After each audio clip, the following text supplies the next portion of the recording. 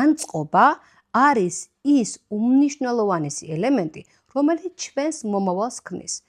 კარგი განწყობის დროს ჩვენ ვართ მაღალვიბრაციულები, ვართ ენერგიულები და ვიცით, რომ როგორც ვართ, ისეთ ენერგიებს ვიზიდავთ.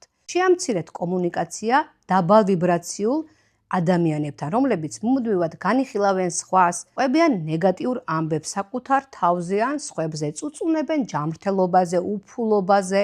აი ასეთი ადამიანებისგან უნდა ეცადოთ დისტანცირებას. დამერწმუნეთ, ბევრად უფრო სასიამოვნოა ჩვენი ტვინისთვის მუსიკის მოსმენა, ვიდრე ტელეარხზე გადმოცემული ნეგატიური ინფორმაციის ყოველდღიურად დღეში რამდენჯერმე მოსმენა, გაანალიზება და ამაზე ფიქრი.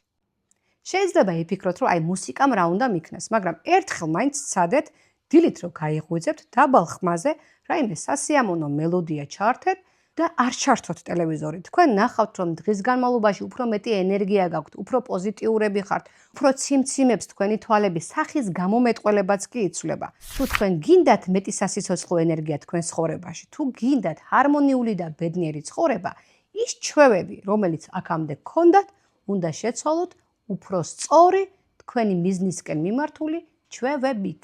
და